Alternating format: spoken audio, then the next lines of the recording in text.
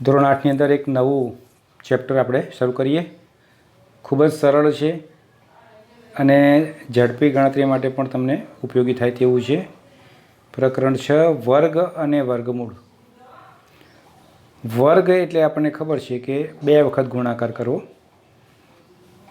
દાખલા ચોરસનું ક્ષેત્રફળ તો બાજુ ગુણ્યા બાજુ, તો આપણે કહીએ છીએ ચોરસનું ક્ષેત્રફળ. તો આપણે લખીએ છીએ એકમ, સેમી સ્ક્વેર અથવા ચોરસ મીટર, આવું લખીએ છીએ. તો એ જે બતાવે છે એક વર્ગ બતાવે છે.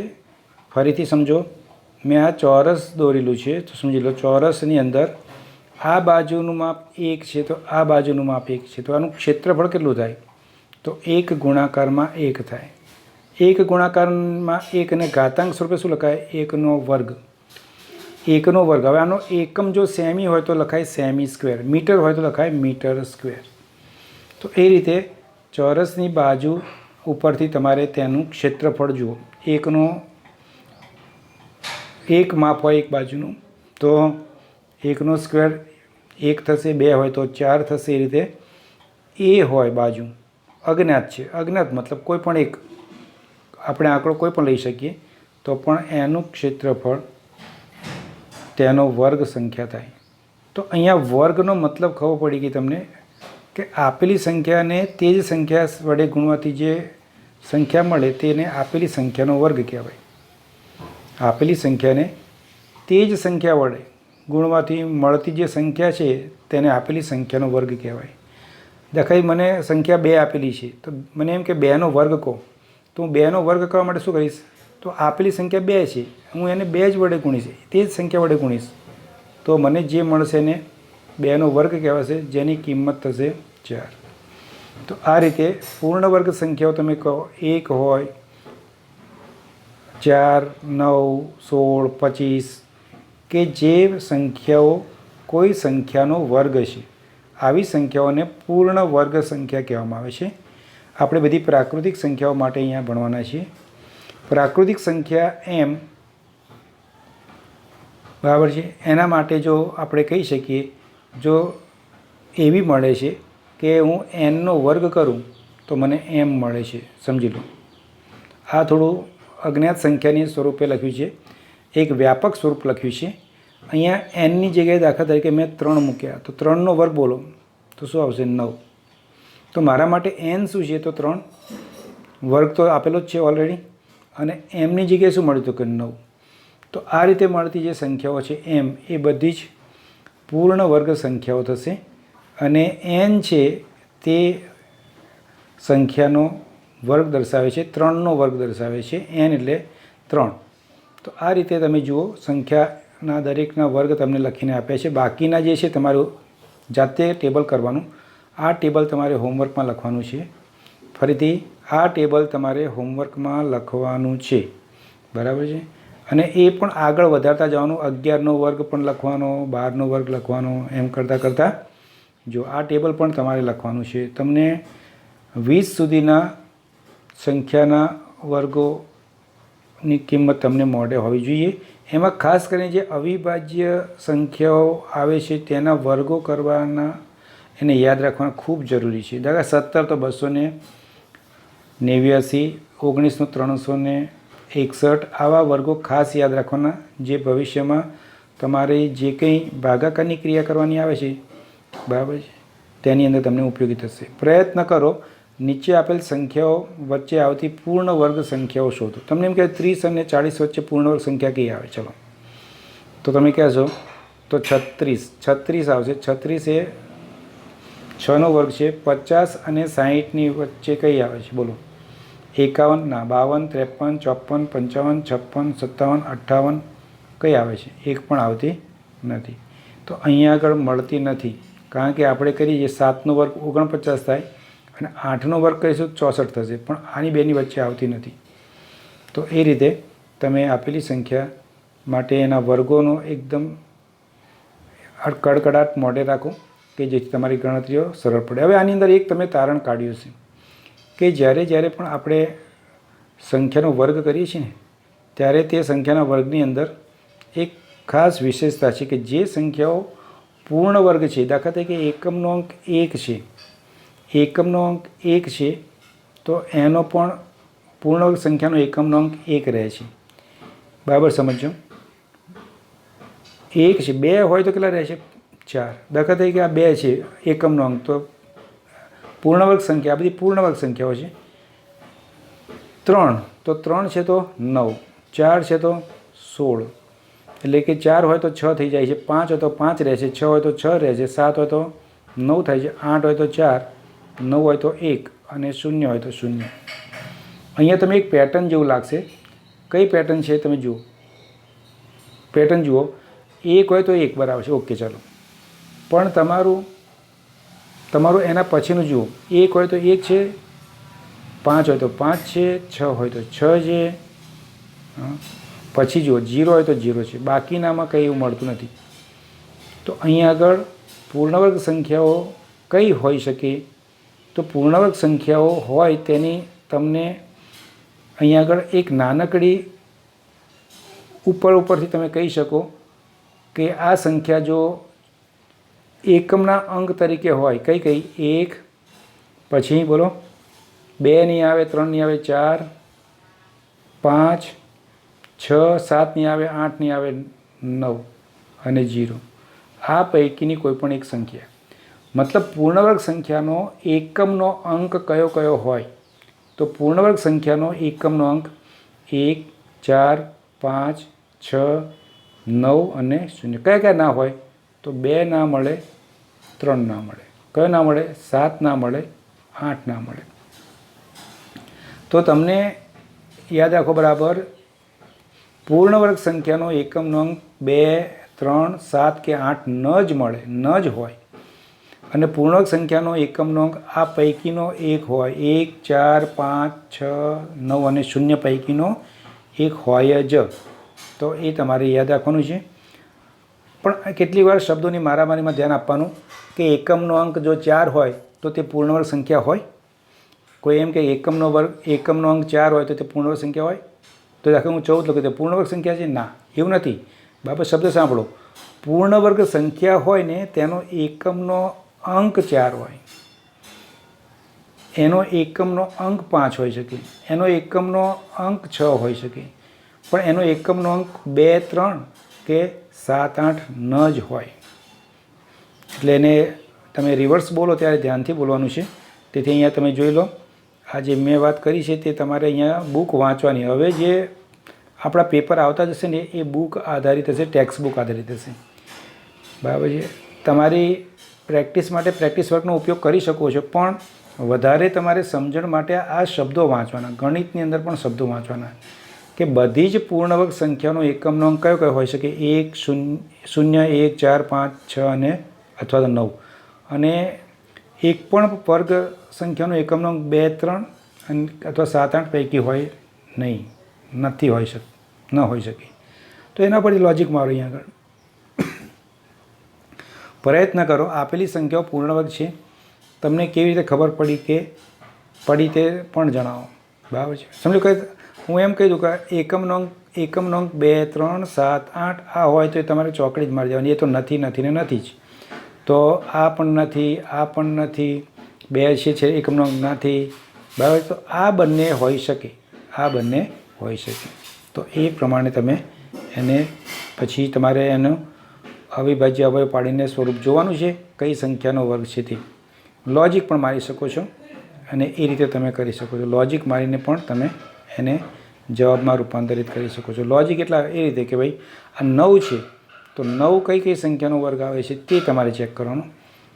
બરાબર છે. હવે 9 કઈ સંખ્યાનો વર્ગ આવે છે તે બરાબર સમજો. આ ટેબલ બરાબર ધ્યાનથી જુઓ. જે સંખ્યાનો એકમનો અંક 3 હોય અથવા તો 7 હોય, 3 હોય અથવા 7 હોય, તમે જુઓ ધ્યાનથી. તો 3 અને 7 હોય તો એનો એકમનો અંક 9 હોય. 2 હોય અને 8 હોય, 2 હોય અને 8 હોય તો એનો એકમનો અંક 4 હોય. 1 હોય અને 9 હોય, 1 હોય અને 9 હોય તો એનો એકમનો અંક 1 હોય છે. 4 હોય અને 6 હોય તો એનો એકમનો અંક 6 થાય છે. અને 5 હોય તો 5.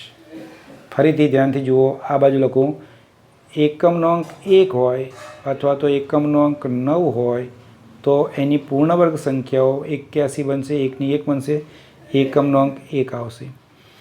4 હોય અથવા તો 8 હોય, નીચે અને ઉપર જાઓ એક સ્ટેપ, તો એનો પૂર્ણ વર્ગ સંખ્યાનો એકમનો અંક 4 મળે. 3 હોય એકમનો અંક અથવા 7 હોય તો એની પૂર્ણ વર્ગ સંખ્યાનો એકમનો અંક તમને 9 મળશે. 4 હોય એકમનો અંક, 6 હોય એકમનો અંક તો તેની પૂર્ણ વર્ગ સંખ્યાનો એકમનો અંક તમને 6 મળશે. અને 5 હોય તો 5, એમાં કોઈ ફેરફાર નથી. તો આ રીતે તમારે હવે સમજો કે મને આનું લોજિક મારું છું કે એકમનો અંક કયો છે, તો એકમનો અંક 9 છે. એકમનો અંક 9 છે. 9 છે એટલે મને ખબર પડી ગઈ કાં તો આ જ શું હોવું જોઈએ, 3 તારી 9 હોવું જોઈએ અથવા તો 7 7 49 પૈકી બેમાંથી એક તો હોવું જ જોઈએ. તો પહેલી વાત આપણી નક્કી થઈ ગઈ, કાં તો 3 હશે કાં તો 7 હશે. હવે આગળની સંખ્યા કઈ છે, તો આગળની સંખ્યા 10 છે.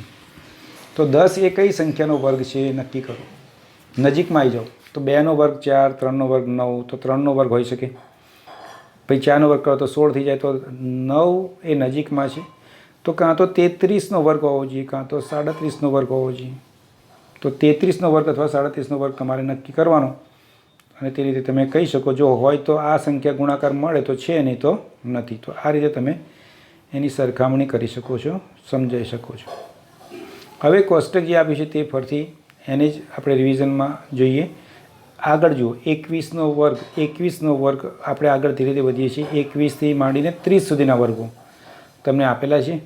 એમાં ખાસ કયા યાદ રાખવાના, અવિભાજ્ય સંખ્યાના વર્ગો ખાસ યાદ રાખવાના કે જે તમને અવિભાજ્ય અવયવ પાડીને વર્ગમૂળ શોધવામાં ખૂબ જ ઉપયોગી છે. તો અહીંયા આગળ તમને 21, 22, 23, 24, પછી 30, 35, 40, 45 અને 50 આ રીતે અલગ અલગ મેં જે સમજાવ્યું તે ફરીથી સમજી લો.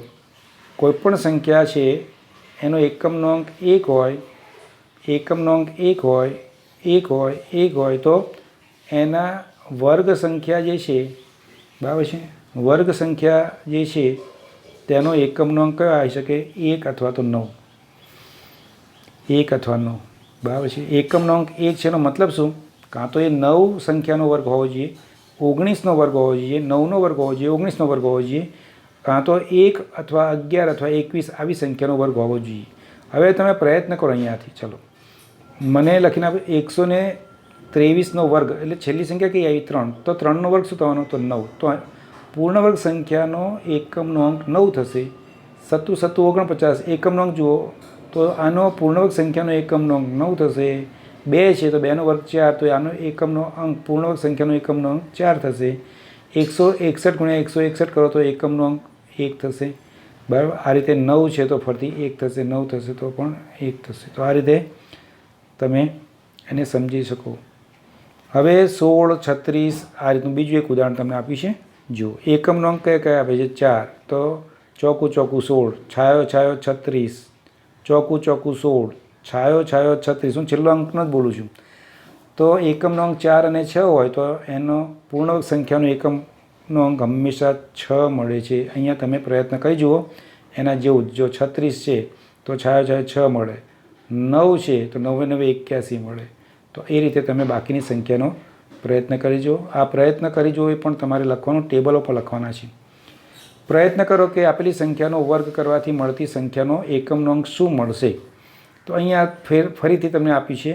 ચલો, 4 છે તો ચોકું ચોકું 16 એવું જ બોલવાનું. 7 7 49નો નવડો આવશે.